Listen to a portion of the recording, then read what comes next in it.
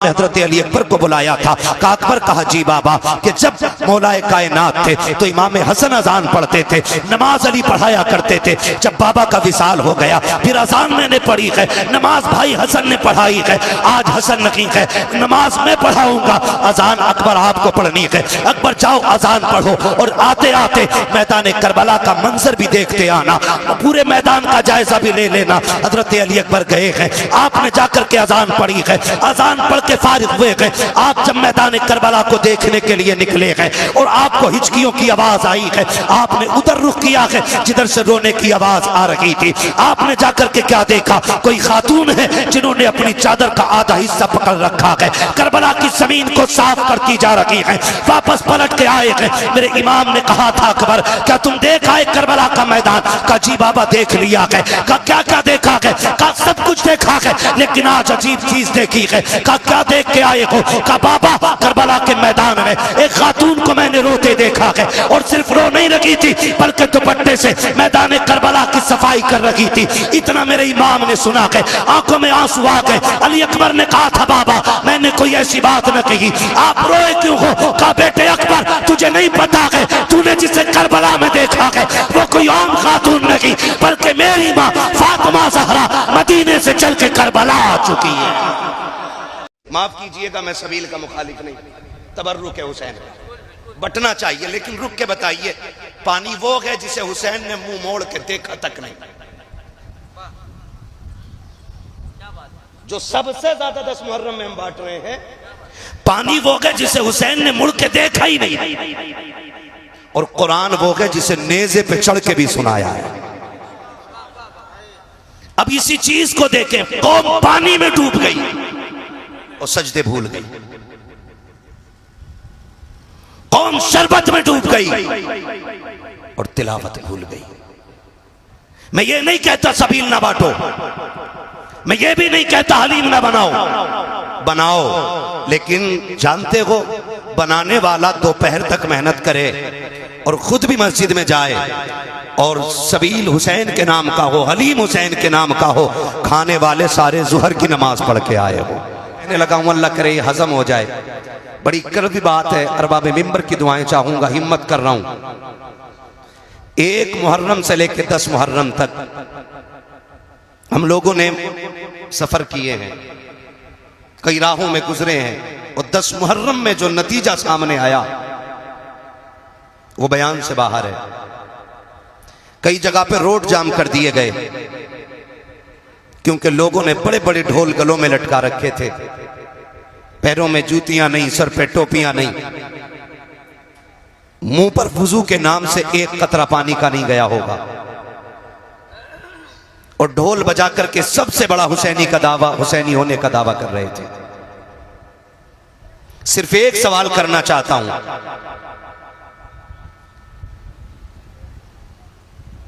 कि जिस इस्लाम की खासियत यह है कि उसका मानने वाला अगर किसी गली से गुजरे और उस गली में कोई पत्थर का टुकड़ा पड़ा रह जाए तो देखने वाला कहता शायद यहां से कोई मुसलमान नहीं गुजरा है।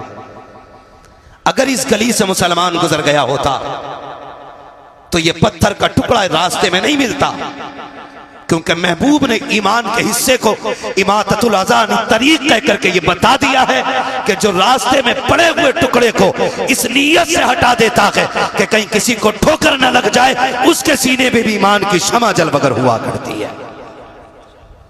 मैं सिर्फ एक बात पूछना चाहता हूं, अगर राह की पड़ी हुई चीज को हटा देना ईमान का हिस्सा है तो ताज़िये के नाम पे, ढोल के नाम पे राहों को इसलिए रोक देना ताकि लोग हमारी तादाद को देख के मुस्कुराने लग जाएं, हमारी कसरत को देख के मुस्कुराने लग जाएं, लोगों को हैरत हो हमारे सरों की तादाद देखकर। मैं पूछना चाहता हूं ये कौन सा इस्लाम हम दुनिया को दिखाना चाहते हैं, कौन सा दीन दिखाना चाहते हैं? हम जानते हैं गाड़ियां फंसी रहती हैं, उनमें औरतें भी होती हैं, बच्चे भी होते हैं, भूखे भी होते हैं, प्यासे भी होते हैं। अगर तेरे ताज़िये की वजह से कोई बच्चा गाड़ी के अंदर प्यासा सा रोने लग गया तो बता क्या फर्क रह जाएगा तेरे सितम में और यजीद के सितम में। अगर तेरी वजह से कोई गाड़ी में भूखा रह गया तो क्या फर्क रहेगा तेरे किरदार में और यजीद के किरदार में। तुम्हें खुदा का वास्ता लेके निकलो जुलूस, तुम्हारी मर्जी है, लेकिन राह फेर के नहीं, राह छोड़ के निकलो ताकि दुनिया को पता चल जाए। राहों को रोक लेना ये यजीदियों का काम है,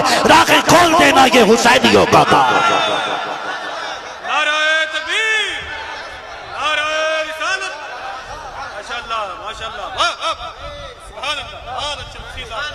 भाई माफ कीजिएगा बातें मेरी कड़वी हैं, लेकिन किरदार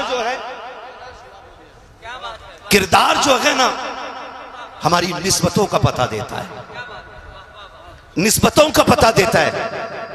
आज पूरी कौम लग गई है, माफ कीजिएगा, जिसको आला हजरत सरकार ने हराम कह दिया, हर बरेलवी पे लाजिम है कि वो हराम माने। मुत्तफिक है इस बात से? कितने लोग बरेलवी हैं, जरा हाथ उठा के बता दें। सारे ही बरेलवी हैं, ठीक है ना? तो बस अब हाथ नीचे कर लें, अपने उलमा की आप बातें माने।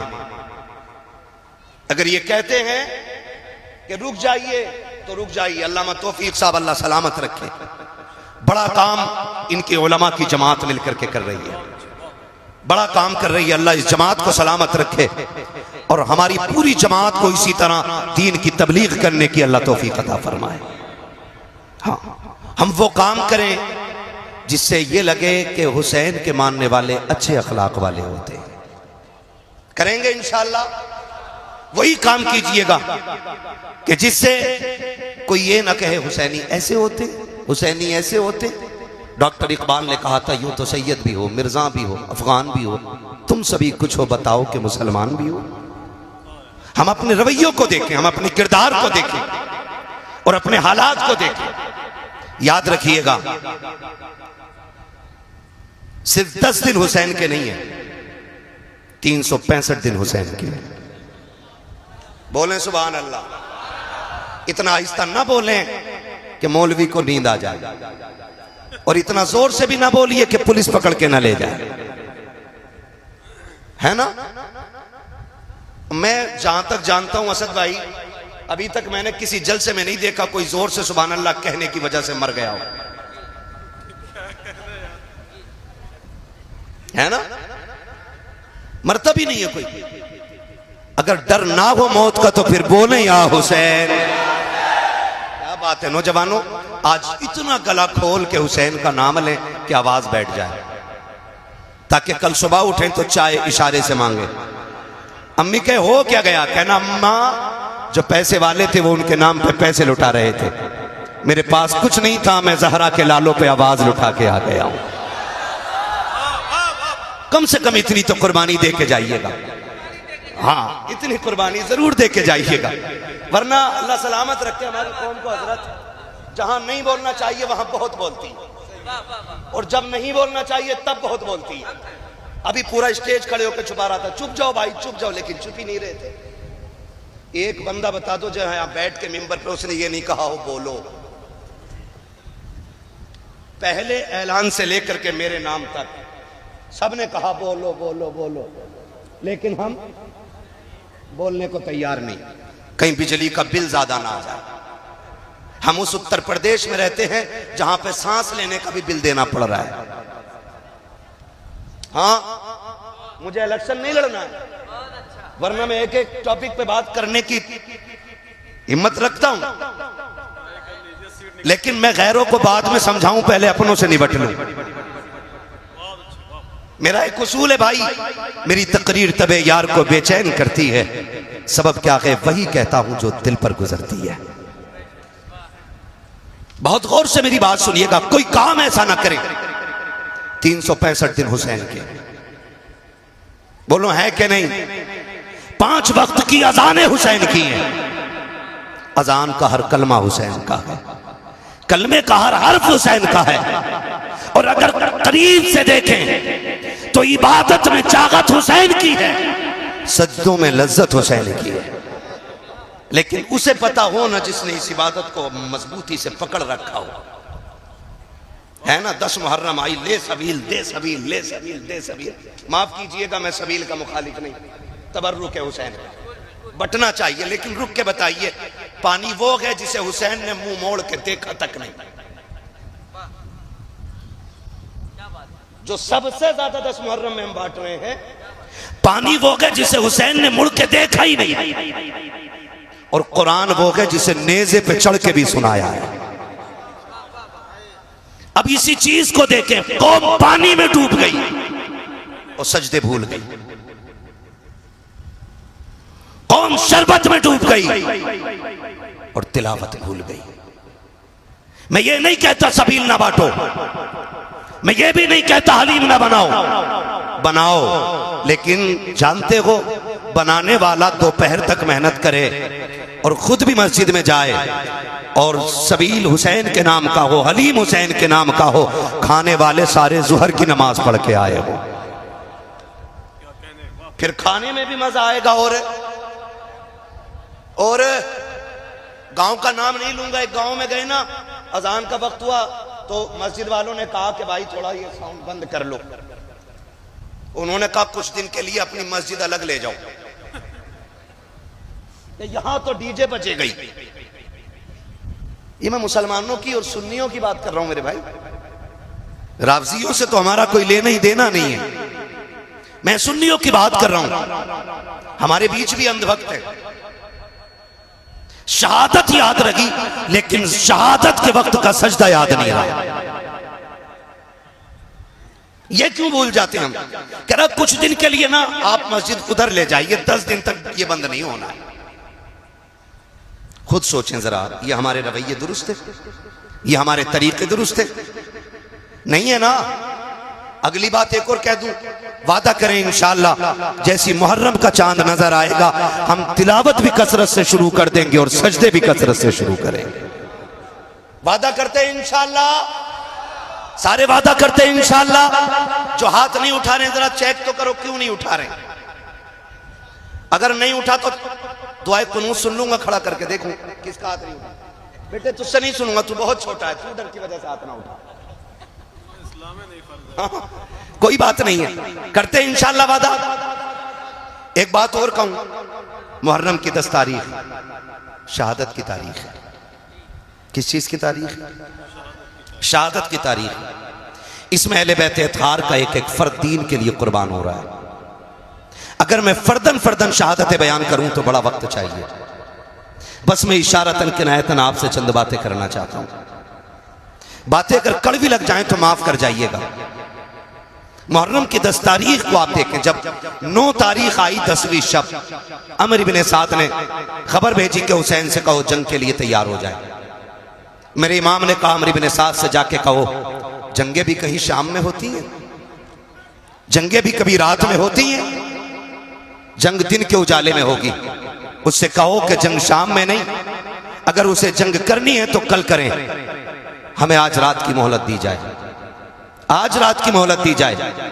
अमर बिन साद ने सोचा शायद हुसैन इसलिए इजाजत मांग रहे हैं कि तैयारी जंग की नहीं होगी, तलवार तेज होगी, तीरों की धारें तेज होंगी, नेज़े संभाले जाएंगे, नौजवानों को प्रैक्टिस कराई जाएगी तलवार चलाने की। लेकिन जानते हो उसने ये सोच के इजाजत दी कि ठीक है कल जंग करेंगे। मेरे हुसैन ने कहा मेरे दीवानों मेरे पास आओ, और बुला के सबसे कहा था सुनो ये यजीदी मेरे खून के प्यासे हैं, इन्हें तुमसे मतलब नहीं है। कोई बच्चे छोड़ के आया है, कोई बेटियां छोड़ के आया है, किसी ने माँ बाप छोड़े हैं। कहा सुनो हम करीम इब्ने करीम हैं, हम इजाजत देते हैं कि तुम जा सकते हो, ये यजीदी मेरे खून के प्यासे हैं, तुम्हें इनसे कोई मतलब नहीं और इनको तुमसे नहीं, तुम जाना चाहते हो तो जाओ।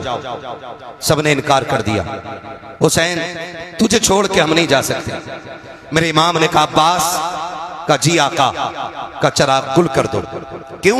कि शायद जो उजाले में नहीं जाना चाहता हो वो अंधेरे में चला जाएगा। गाजी अब्बास ने चिराग गुल किया। और लोगों तुम्हें मोहब्बतों का वास्ता है, मोहब्बतें इस तरह निभाई जाती हैं, रिश्ते इस तरह निभाए जाते हैं, और इस तरह से अहद व पैमान और वफा के वादे निभाए जाते हैं। मेरे हुसैन ने ना हालत जब चिराग बुझ गया, थोड़ी देर के बाद का अब्बास का जी आका का जरा चिराग रोशन करो। चिराग रोशन हुआ ना, फर्क इतना था कि जब चिराग बंद किया गया था आंखें सूखी थीं, और जब चिराग जलाया गया तो आंखें भीग चुकी थीं। आंखें भीगी हुई देखी, कहा गया नहीं कोई। जब इतनी बात कही ना तो मेरे हुसैन का सबसे बूढ़ा सहाबी, सबसे बूढ़ा सिपाही, जिसको दुनिया हबीब इब्ने मज़ाहिर कहती है, आपकी उम्र शरीफ उस वक्त 72 या 76 साल थी। आपकी कमर झुकी हुई थी।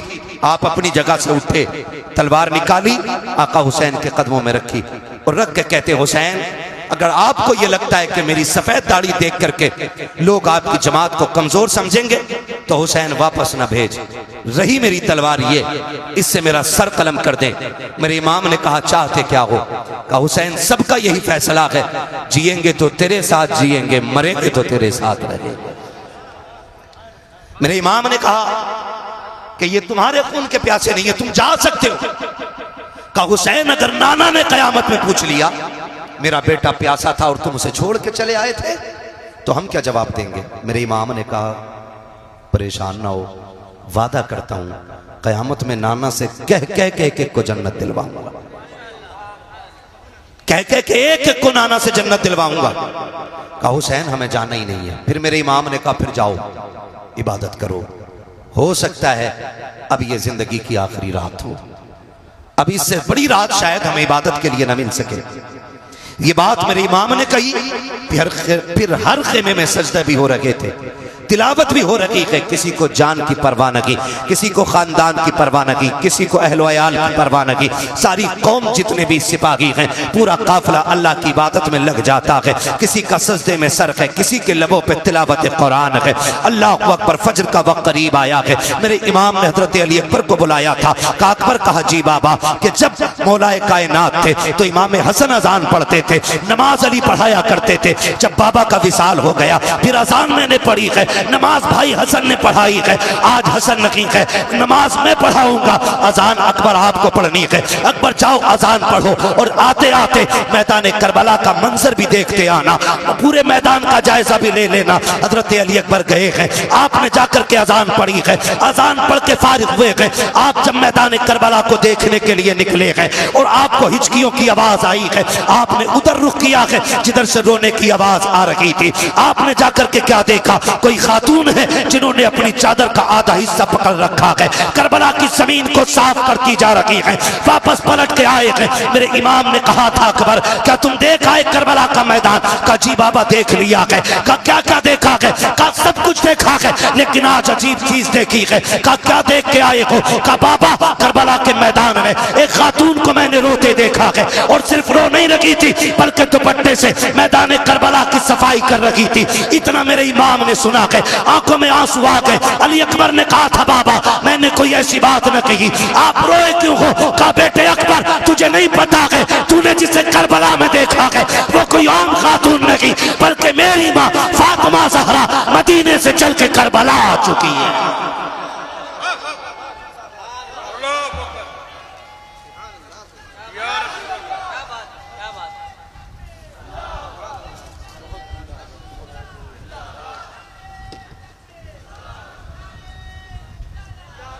जवाब नहीं, जवाब दीजिए माशाअल्लाह। मुझे हैरत होती है, लोग खातून जन्नत की बात करते हैं, वो कैसे आ सकती हैं? वो कैसे आ सकती हैं? मैंने कहा जरा दिल पे हाथ रख के बता, तू 7 समंदर पार हो और तेरी मां हिंदुस्तान में हो, रात के 3 बजे तुम्हारे पेट में दर्द उठे, फजर होने से पहले मां का फोन पहुंच जाता है, बेटे खैरियत है? अम्मा क्यों? कहा रात 3 बजे से आंख नहीं लग रही है, रात 3 बजे से आंख नहीं लग रही है। फिर बेटा टूटे लहजे में बात करता है ना तो माँ कहती है बेटे बीमार है ना? हाँ अम्मी तुझे कैसे पता चला? कहा बेटे रात 3 बजे मेरी आंख खुल गई, तब से दिल घबरा रहा है। मैंने कहा अगर आज की गुनाहगार माँ 7 समंदर पार का पता रख सकती है तो खातून जन्नत अपने बेटे करबला में शहीद होने के लिए जो गए हैं उनकी खबर क्यों नहीं रख सकती है? मुझे तो हैरत होती है लोगों पे। कहा अकबर तुमने जिसे देखा है ना वो कोई आम खातून नहीं, मेरी माँ फातिमा ज़हरा है। कहा वो करबला में आ चुकी है, तारीख गवाह है। फजर पढ़ी, फजर के बाद का वक्त है, सुने खुद नहीं खाते हैं गैरों को खिला देते हैं। ऐसे होते हैं मोहम्मद के घर आने वाले, ऐसे होते हैं मोहम्मद के घर आने वाले। बहुत गौर से सुनिएगा, फजर के बाद का वक्त शुरू हुआ। एक बच्ची यजीदी खेमों से निकल करके हुसैन के खेमे में आ गई। है तवज्जो सारे लोगों की, भाई कुर्सी के चक्कर में ना पड़े, ये कुर्सी बड़े बड़ों को खा गई। और इसकी लंबी उम्र नहीं होती आरिफ भाई, उम्र बड़ी मुख्तसर है इसकी। एक टांग टूट जाए तो बैठने वाले की तोड़ देती है, ये बैठने वाले की तोड़ देती है। हम प्लास्टिक की कुर्सी वाले नहीं, हम तो आयतुल कुर्सी वाले लोग हैं। जो इस कुर्सी पे बैठे 2 फीट उठता है, जो आयतुल कुर्सी को साथ लगा ले वो रोज उड़ के जाके अल्लाह के आसमान तक चला जाया करता है। ये आयतुल कुर्सी का उरूज है। तवज्जो है सारे लोगों की, जिसको जहां जगह मिल गई ये बैठ जाइए भाई। मैं देख रहा हूं एक कुर्सी पे 3 बैठे हुए हैं, कुर्सी पे भी सितम है। कुर्सी ने संभाल रखा है तो ज्यादा हिलिएगा नहीं, वो टूट सकती है। तवज्जो है सारे लोगों की। कौन सा वक्त शुरू हुआ?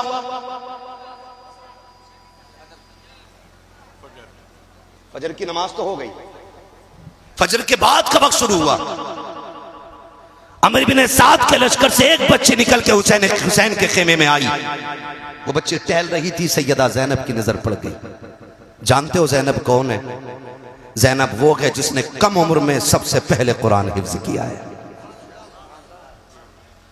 हाँ, जैनब वो है जो कूफे की शाहराहों पर, कूफे की गलियों में, कूफे की जमीन पर कुरान की तफसीर बयान करती रह गई है।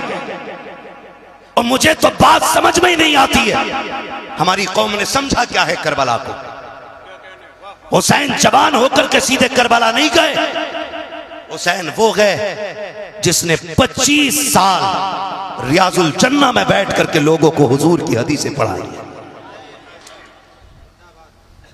25 साल तक मेरा इमाम रियाजुल जन्ना में बैठ करके हुजूर की हदीसें पढ़ाता रहा है। और आज मेरी कौम का हाल यह है कि अपना बाप मरने लगता है, बेटे को सूरे फातिहा पढ़ने की तौफीक नहीं होती है, बाप की सांसें अटकने लगती है, तब कुरान वाला तलाश करने जाया करते हैं। कहने को पक्के हुसैनी है लेकिन सही से सूरे इखलास भी याद नहीं है। हाथ जोड़ के तुम्हें खुदा का वास्ता दे के कहता हूँ, और लोगों खुदा के वास्ते आने वाले मुहर्रम से पहले भले डेग बने या ना बने, सबील के लिए पानी का इंतजाम हो या ना हो, हर नौजवान जिसे कुरान ना आता हो इतना कुरान जरूर सीख ले ताकि 1000 मरतबा सूरे फातिहा पढ़ के 10 मुहर्रम को मुसल्ला बिछा के हुसैन से कहे, आका आपने नेज़े पे कुरान पढ़ के सुनाया है, मैं मुसल्ले पे बैठ के सूरे फातिहा सुनाने आ गया।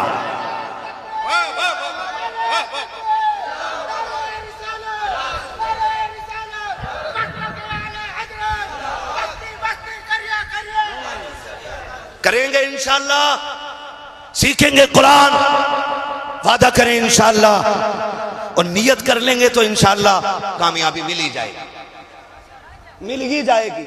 हमने उन्हें मोबाइल चलाते देखा जिन्हें हिंदी नहीं आती। हाँ, एक कह रहा मुफ्ती अम्माद की तकरीर भेज दो, जिसे ये नहीं पता उधर कोई बैठा है क्या। तो हम लोग अंग्रेजी में मोबाइल चलाना सीख जाते हैं, तो क्या हमें कुरान पढ़ना नहीं आ सकता है? बोलो, आ सकता है कि नहीं आ सकता है?